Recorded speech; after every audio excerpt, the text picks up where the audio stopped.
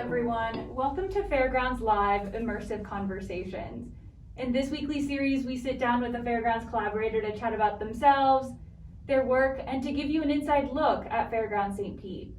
If you're new to Fairgrounds, we're a soon-to-open immersive arts and technology experience opening right here in St. Petersburg, Florida.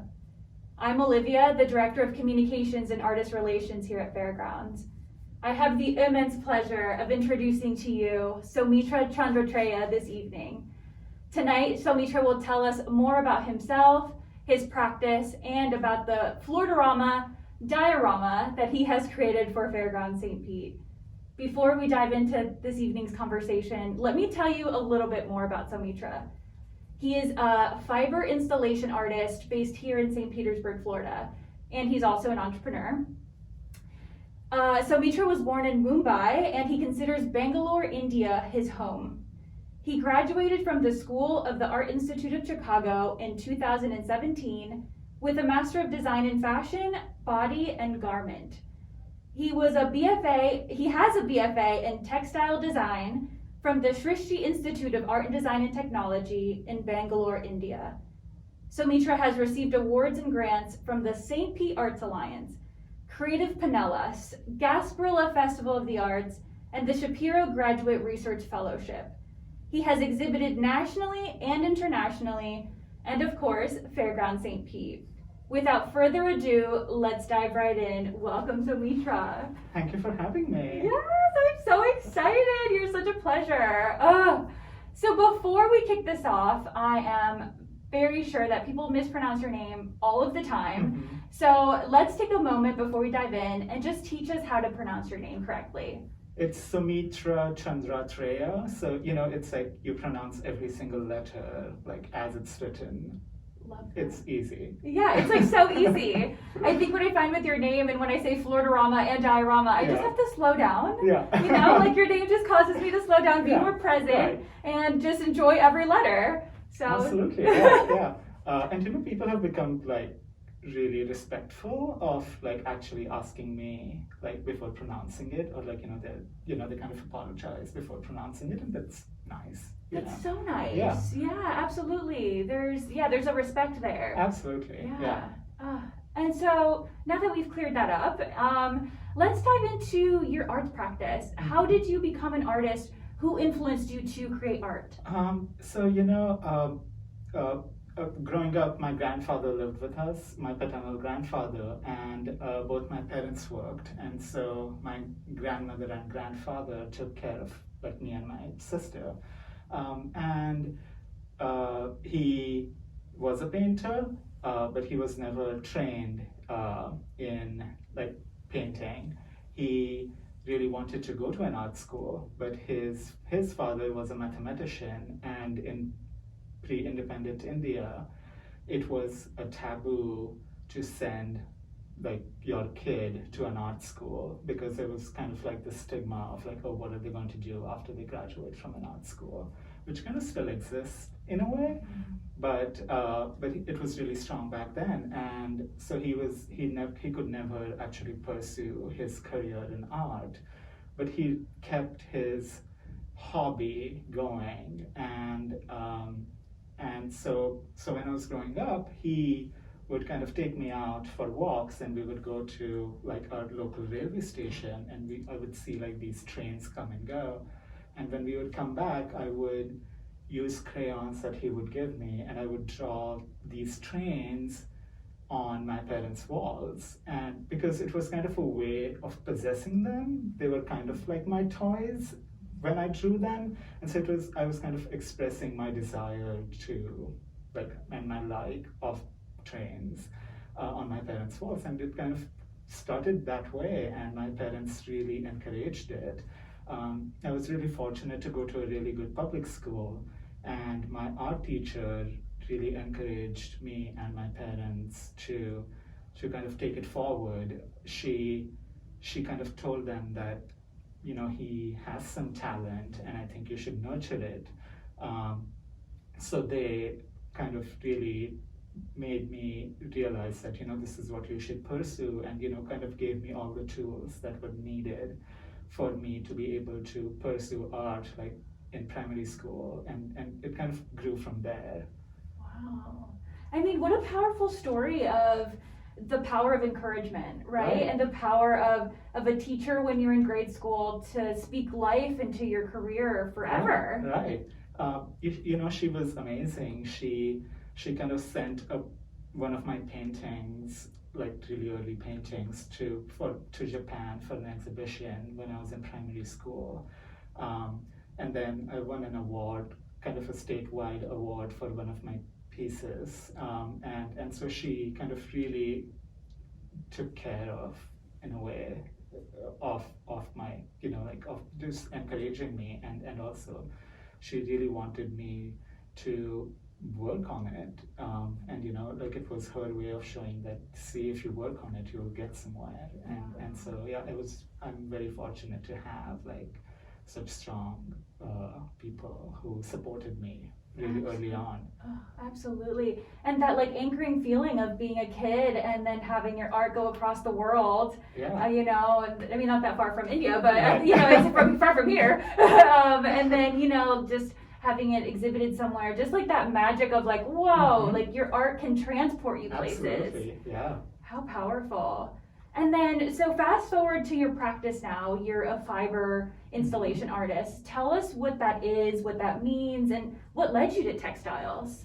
So the way I see kind of fiber installation art is I use a lot of fiber-based materials, so like textiles or hair or yarn, and I create installations predominantly from these materials, but I also use found objects and ready-made objects to go with the textiles. And I have been really fascinated with textiles from a really young age. I have seen my mother and my grandmother, wear these elaborate saris and with these really intricate motifs. And there was silk and cotton and polyester, and so there was just such a range of colors and range of tactile touches, and the way fabric feels one fabric to the other is so different, and the way they behave when they're draped or when they're sewn or when they're torn, or when you burn them or when you tie them. Like, there are so many possibilities with a material like textiles that it really fascinates me. And when I make installations, like I use ready-made or found objects because I feel like they add a lot of history or a context to what I'm making, and I really like anchoring my pieces in some of these objects, or like what the history of these objects has been, and I was really kind of fascinated by them, by textiles, when I was in my undergrad school. So as a kid, I wanted a creative career. I wasn't sure what it was going to be. I was kind of toying with being an architect or an artist or a designer. I wasn't sure.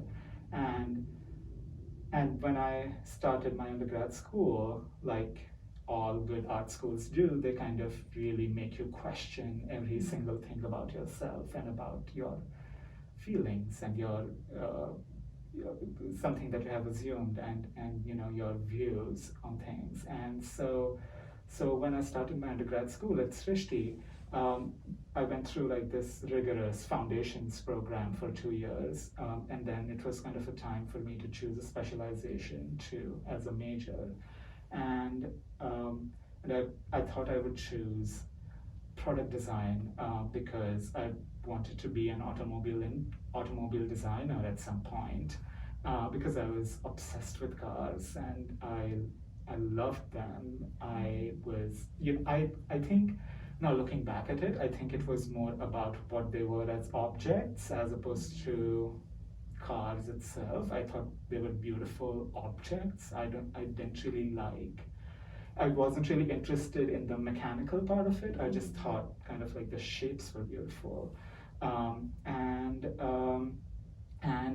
was looking at all this work that was coming out of the textiles lab at my school, and it really kind of took me by surprise at how much I was how much I was driven to what the kind of work that was coming out of it. And so I kind of took a plunge and I chose textile design as my major back then. And it has kind of really changed my life. Wow, that is and I hope everybody's listening to how interesting, like, everything Saumitra is breaking down for us, because you're driven by questions, you're driven by curiosity, and this has been the case since you were little. This, like, being able to see the beauty in trains, right? Being able to see the beauty in a vehicle, and being like, I think I'm interested in vehicle, product designs, or these shapes, and it's like, wait, but what's going on in this textiles lab? And just your appreciation for all of life and being able to see the beauty in everything is so amazing. Yeah, thank you. I think my parents kind of, really told us growing up that we were to question everything that was presented to us, and then kind of they regretted it. Why did we do this to him? We have to live with him. That's funny. But they kind of gave us a lot of freedom in terms of what we wanted to read and listen to or see, and they gave us some pointers, but at the end of the day, it was for us to either take them or not. And so I kind of learned really early on that I could kind of choose this or that, which one I'm more interested in, and so I think all of my life it has been driven by that kind of interest in something.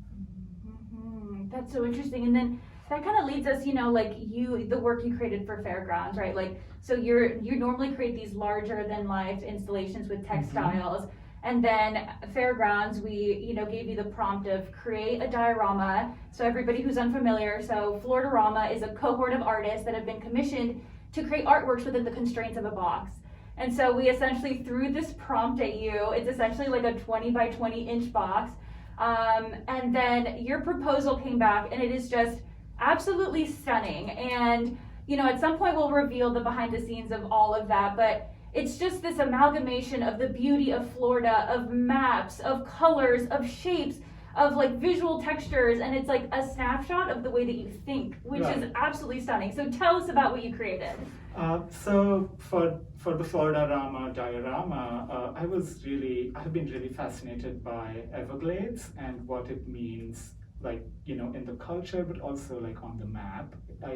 I love that, how that entire kind of southern section of Florida, kind of apart from Miami and Palm Beach, kind of, and Broward counties, it's like this giant,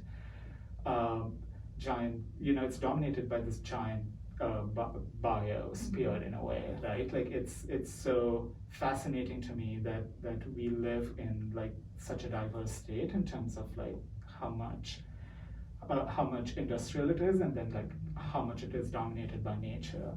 And I really wanted to create this absurd, subversive world in the diorama, because normally when I work, I'm looking at constructing something 3D that's either kind of hanging from the ceiling, or it's kind of coming up from the floor, or it's coming out from the wall.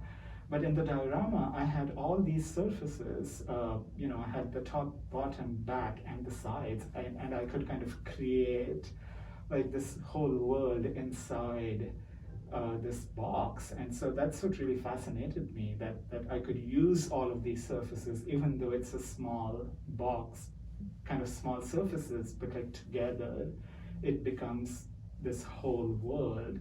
And so I really wanted to create this kind of dystopic world of like Everglades that have taken over like their place in southern Florida, and kind of they have wiped humans out, and the flora and fauna have kind of taken over the human lifestyle. And so you see like these flamingos, they are sunbathing around the lake in the back, and then you have the alligators carrying these sugar packets, because I wanted to kind of also tie in like the sugar industry that has like this outsized presence in Everglades. And also it's really absurd because these are the deli, kind of like the diner sugar packets, and they are on these alligators. And so I'm also playing with like a scale a lot.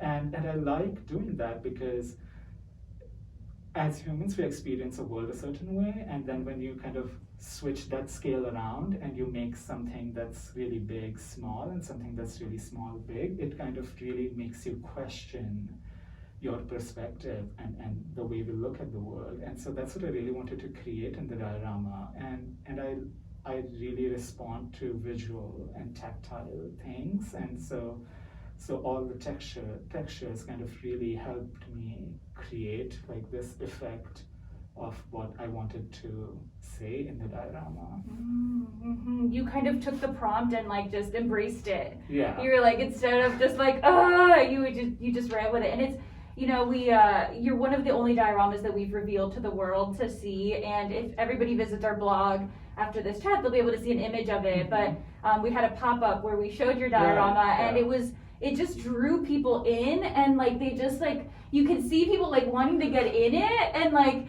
little kids wanted to touch it. Like it was just like magical for like no matter what age. True. And just the title, Consumed by the Everglades, and there's just a narrative around it. We absolutely loved it. And do you think that you'll create more Microscale in the future? I think so. I love creating these micro worlds, and dioramas are so fascinating because they tell a story. As kids, my parents used to take us around looking at all the nativity scenes, like around all the churches that were around us. And there is this kind of cultural thing that people do in Diwali, where I'm from, where you create like a fort outside your door, and you kind of you use some seeds and you water them, and then like plants grow on them, and it's kind of like this whole thing where you're creating like this world just outside your door. And so I've been fascinated by like this, like how we have this tendency to encapsulate our experiences. I love going to see like the toy trains because they are so great, and they also give you like the snapshot of a town or a city where you get to see like this world. And so I love creating dioramas, so I'm really looking forward to making more of them. Wow, just your attention to detail, because even looking at your diorama, I could imagine one sugar packet, like, wow, that was really intricate and difficult. And I don't know how many, I didn't count them, but how many did you create? I haven't counted them. I need to count them. I counted them when I was making it. Right. Because I wanted to know how many I would need, but I'm not sure. Yeah, the point being, there's so many of them, right. And it's like your attention to detail that many times, it's just like you must go into some meditative state or something. Absolutely. I also watch Netflix and make them sometimes, where I'm just kind of sitting there with like all my stuff, and I'm like watching something and making things.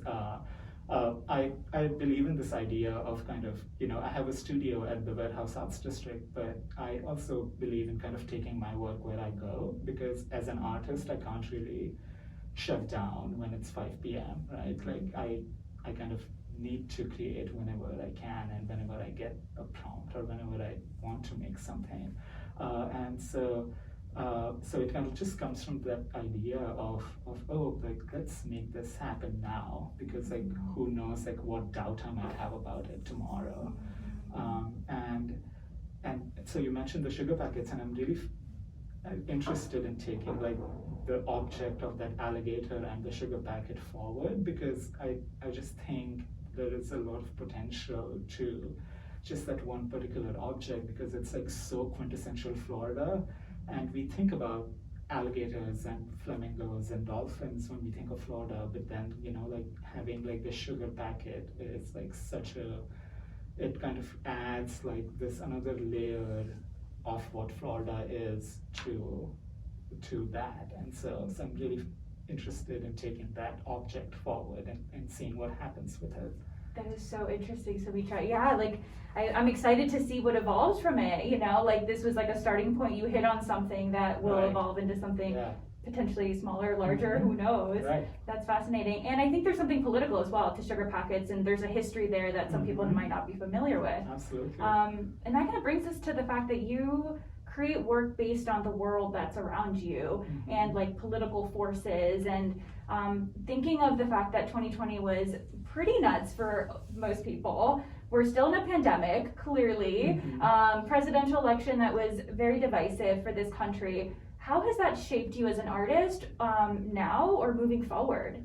I'm still grappling with last year and what it was, and also just in general last 4 years of like the presidency that we had, because it was kind of unlike anything that we have been used to, and it was so out of out of the left field in a way, because like I did not think Donald Trump would win in 2015. In 2016, and I moved to the U.S. in 2015. So I kind of moved here when the tension was so high, and I started making work about the election because I was consumed by the news of the election, and I would kind of look at every single poll and kind of every single map that NYT was putting out, and I would kind of utilize that and like my prints that I was making back then, and it really kind of fascinated me because I'm not a US citizen, so I can't really vote right now. But I was kind of looking at all of this as an outsider, but at the same time, I'm living here, so it affects me. So I'm really fascinated by this kind of relationship of immigrants to the US, and kind of, how we experience United States as a country and as a society, so I'm kind of going back to drawing board and kind of figuring out like what last year means to me, and it has definitely changed the way I think about kind of online presence and what art world is going to look like going forward, because a lot of us have we have figured out a way to live online now, and it also reminds me of like the first time I saw a Renoir painting at the Art Institute, where I kind of stood in front of it and then I started crying, and it was because I was so overwhelmed by the beauty of it, and I've had like similar experiences with Nari Ward's work when I saw it at PAM, because seeing art in person is such a overwhelming experience sometimes, and but then what happens like when you translate that online, and how could you translate that experience online, and so I'm really fascinated by that aspect of making art available to everyone, and how do we do that? Oh, so powerful. And I think we're, like a lot of the world is trying to figure that out, right? Yeah. It's like that same impact. There's nothing like seeing something physical, right? Mm-hmm. We're physical people, Yeah. like we are community driven people. So anytime that we can create community, and we're excited to open, in a few Mm-hmm. months, and we'll do it very safely, but there's something about going to see artwork in Absolutely. person Yeah. and gathering. And then that brings us to identity, right? Like your art is also wrapped around who you are as an immigrant, who you are. You're a queer person of color. Mhm. How do those things influence your work? I started making a lot of work around kind of my queer identity when I was in undergrad, actually, and because I was in this really safe space, it kind of really helped me blossom into the person I am now, but also it really helped me figure out who I am. I went to art school when I was 17. I turned 18 like in the first month that I was there, but it was, and I really started actually opening up, and I hadn't really come out to anyone at that point, maybe a couple of friends here and there, and so it really helped me figure out who I am and also become like the person that I am. And so I I really wanted to make work that helped me grow and that helped me see what being queer then was like. And I made this work with a couple of my friends in school for a project, and it's called Transformations, and where we talked about ungendering and kind of breaking the gender binary, and this was in 2010. So we were thinking about what does gender mean like now, and so it really fascinates me how I was already thinking about all these topics that are really hot right now, and that people have been trying to figure out, and so I started doing that in undergrad, and it kind of really accelerated when I was in grad school, because my principal advisor was Nick Cave, and he kind of really pushed me to provoke and really kind of be minimal with what I was making, because he wanted me to get at the subject as fast as I could, as opposed to having all this fluff around it. And I really appreciate that advice, because once you kind of take away everything that's not serving the art that you're making, you kind of make a point and make a statement, and that impact is quite big. And so I feel very fortunate that I can kind of take my experiences as an immigrant queer person of color and kind of translate them into my art and kind of work through them through my art as well, because it becomes therapeutic after a point, because I'm grappling with them on day-to-day basis. Wow. But that is like so powerful, Saumitra, because you need a sense of confidence to be able to be that vulnerable. Like what you're saying is like you're gonna get straight to the point of that subject, like with no fluff, like this is what I'm trying to say and this is what it is. Like there's an immense vulnerability there.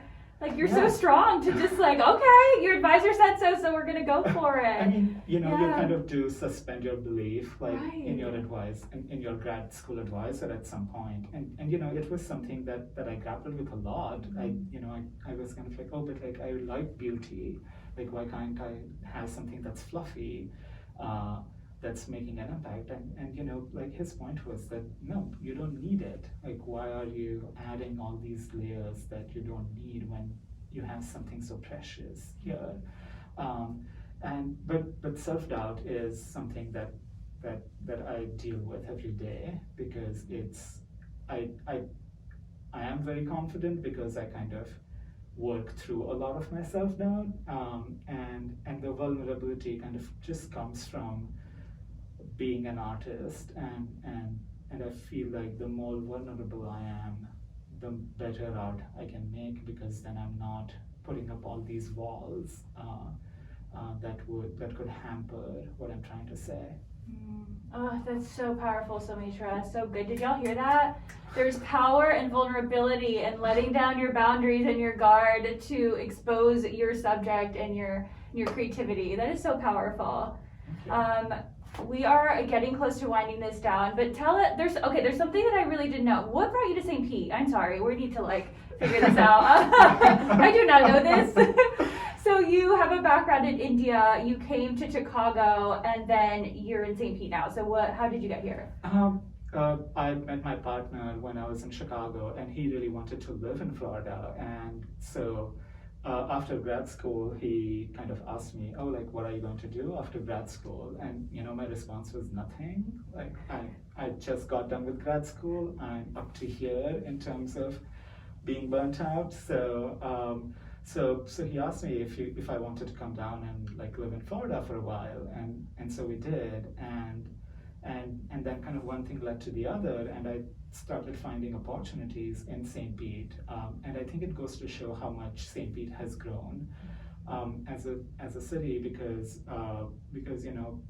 and also I found like a really robust art community here, which I'm really thankful for, because otherwise like you can't really make art in isolation. I mean, you too, like you kind of do, but you know, you need the community around you. You need the support of other artists and spaces like Fairgrounds to kind of, you know, keep you going and keep making work. And so I've stayed because, you know, I've just had so many opportunities here, and it feels great to be here. Yay! Well, we're so glad you're in St. Pete, and I'm so glad your partner brought you here. Thank you. I was like, what got you here? That's awesome. Oh my God, such a cool story. Yeah. And then we're just really curious as we wind down. What is your studio practice like? What do you spend most of your time doing? I have a day job right now, so I work full time for a company, and then I have a studio at the Art Exchange in the Warehouse Arts District, and so currently I kind of dedicate my weekends and then like the rest of my weekdays whenever I can to my arts practice, and I'm working on a couple of projects. So I have a show coming up at the Studio 620. It's called Secret Language of Intimacy. It's a show that I first showed at the Gallery 221 at HCC Dale Mabry last year. And it's a collaborative project between Kevin Mooney and I. And we are bringing that show down to 620 this month. It opens on 13th of March, which is the second Saturday Art Walk Day. And so I have been illustrating his poems in my studio, and my studio is equipped to make some silk screening too, and so I'm making some bags for the Warehouse Arts District because they have this project where they're working with local schools, and so I'm kind of making those bags and printing them in my studio, and you know, I made the diorama in my studio. So amazing. You are such inspo. You heard that, folks. He works full time. He's making bags for a local school, and he has a show March 13th through the end of March at Studio 620 in St. Pete. So you're going for it. You're doing your art. You're creating community. It's a beautiful thing. Where can people find more about you, Saumitra? People can find me on my Instagram, which is at Saumi I Saw You. That is SAUMIISAWYOU. I need to think about it. You do. I know. It's like you can spell it. And we'll tag you. Yes. And then they can also find me on my website, which is saumitrac.com, and on my Facebook at Saumitra Chandratreya. And yeah. Amazing. Well, it's been such a pleasure. We are such huge fans. Saumitra, you inspire all of us, and we're just so grateful.